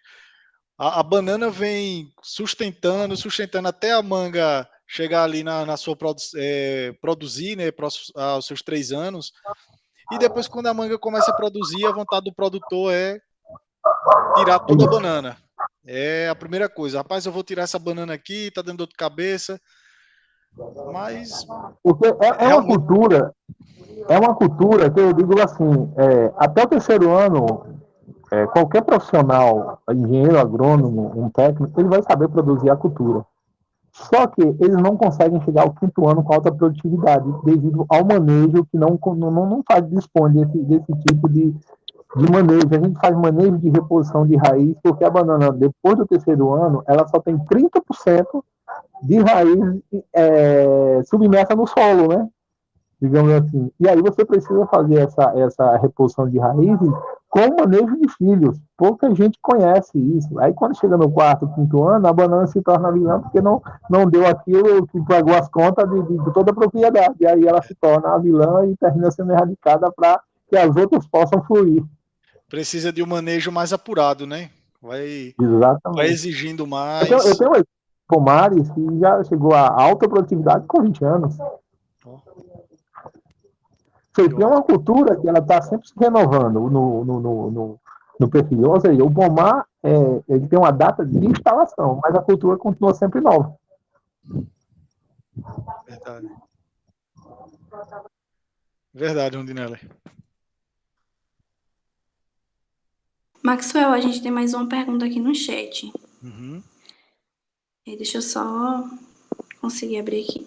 Foi do Jonatas. Ele fala: a Netafim é uma empresa que tem grande destaque no desenvolvimento de novas tecnologias para o manejo de irrigação. Poderia nos trazer as perspectivas futuras? Ótima pergunta, viu, Jonatas? Jonatas, temos sim. Tem, como eu falei, esse NetBeat, mas já está em desenvolvimento o NetBeat X, ou NetBeat X, como eles chamam. Então, ele vai ser bem mais apurado do que ele hoje para dar uma análise de dados mais apurada, né, para o produtor. E outra ferramenta que a Netafim está desenvolvendo em parceria com outra empresa, que é a de sensoriamento remoto.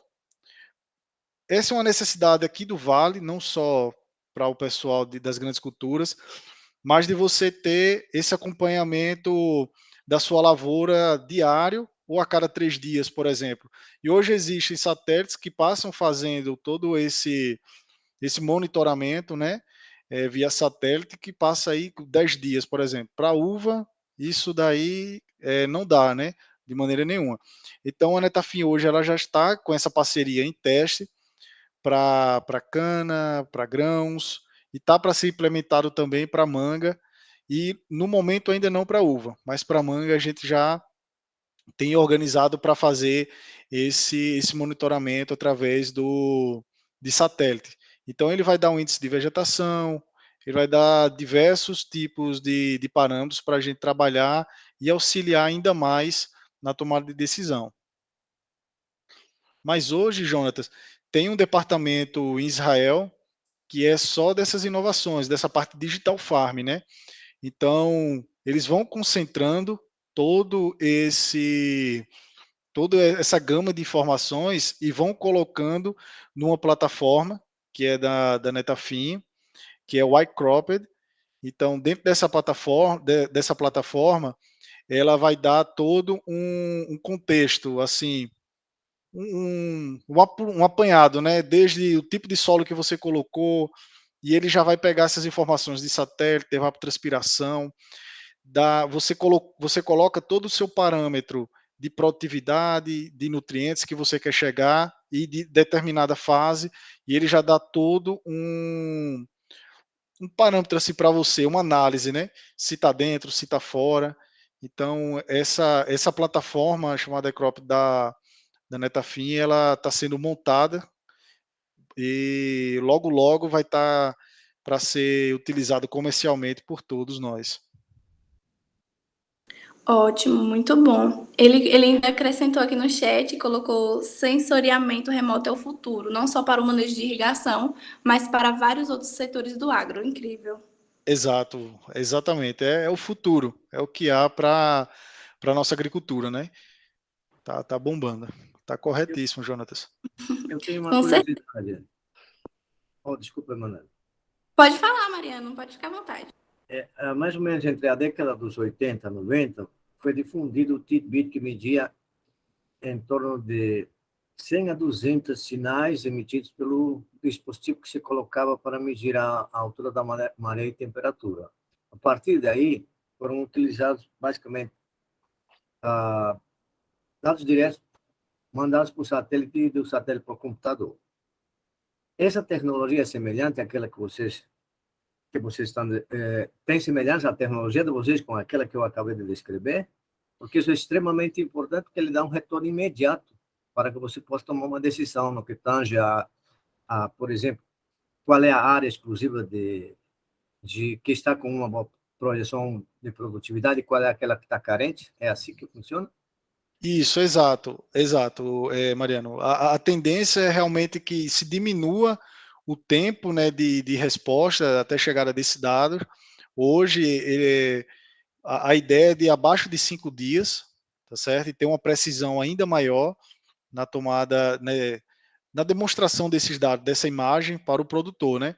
Então, essa empresa que está fazendo esses testes com a Netafim, ela passou por diversas adaptações, diversos processos, para justamente tentar apurar ainda mais esses dados. Então, a ideia realmente, para cana, principalmente, para essas culturas que têm faixa de cultivo contínua, ela dá um retorno bem mais rápido para o produtor. Especialmente para a produção na monocultura, né? Aí temos a maioria dos grãos, soja, milho, Isso. milho, feijão e outros, não é? Isso, exato, Mariano. Uma dificuldade que está sendo, foi já repassado para eles também, para frutas, é justamente a questão das entrelinhas. No caso da manga, do citros, para fazer essa diferenciação do mato na entrelinha, né, do que tem para a planta. E no caso da uva, tem um momento da uva ali até de poda, até seus 10, 12, 15 dias, que não tem vegetação também. Mas é uma fase super importante para o desenvolvimento. Então, nessa fase da uva, ainda não se sabe como é que esse sensoriamento remoto ele vai reagir. Então, é algo que está sendo trabalhado ainda. Essa observação sua, ela está atrelada ao desenvolvimento dos dispositivos sensores, não é isso? Isso. Tá certo, perfeito, obrigado. Obrigado, Mariano. Maxwell, a gente só queria agora agradecer, né, pela sua apresentação, foi muito boa, muito enriquecedora, né? Todos nós conseguimos aproveitar um pouquinho aqui da sua explicação. Então, peço que acompanhe a gente, né? Sempre que puder. Se você não segue, a gente siga nas redes sociais, mas acredito que você já nos acompanha. Então, sim. Foi ótima a sua participação, viu? Muito obrigada. E é isso. Eu que agradeço. Falar também. Eu que agradeço, pessoal. Muito obrigado pela oportunidade. Cada um que estava aqui participando, que deixou também a sua contribuição, é enriquecedor também para mim, e isso só tende a melhorar ainda mais a agricultura, né? Enriquecer o nosso ramo. E muito obrigado e mais uma vez parabéns pela iniciativa de todos vocês de estarmos aqui participando disso. E pode contar comigo, tá certo? A gente que agradece. Pode falar, Ana. Boa noite de novo. Bom, primeiro parabenizar a Maxwell pela excelente explanação, muito didática, e a gente revisitou antigos conhecimentos e aprendemos coisas novas. Muitíssimo obrigada pela confiança, né, e pelo interesse em estar conosco mais uma vez. Também a todos os participantes, Rondinelli, professor Fernando, os demais que eu não memorizei todos que fizeram as intervenções, como sempre, abrilhantam demais as nossas discussões, e a gente, de fato, agradece de coração. Manu, obrigada por me substituir hoje, e, aliás, eu já vi que eu nem preciso estar aparecendo, você faz tudo. Você estava uma verdadeira narritinha do outro lado, agora estou extremamente despreocupada, viu? Muito obrigada, Manu. Bom, eu quero agradecer a todos em nome do nosso grupo de estudos, né? Eu estou me preparando agora para ir para uma reunião com um produtor de soja, querendo botar um pé na fruticultura. E aí, Opa, prepare-se, maravilha. bispo, que vem coisa boa para a gente aí. E, assim, eu peço até... Eu costumo fazer uma postagem logo em seguida, logo que termina a sala de estudos. Eu vou demorar um pouquinho para fazer essa postagem, não estranhe, lá no grupo do WhatsApp. Assim também como logo enviamos a declaração e a carta de agradecimento ao participante. Também não vou fazer isso de... Eu lhe peço desculpas por isso, Tranquilo, mas, professora. olha, já estão ligando aqui o telefone. Eu vou ter que sair agora, já desligo. Vou atender essa chamada assim que eu me despedir de vocês. Muito obrigada a todos mais uma vez, e especialmente a você, Maxwell. Até breve. Obrigado, professora. Até breve, viu? Ana, lembra de encerrar a gravação? Não sei se Elson ainda tá.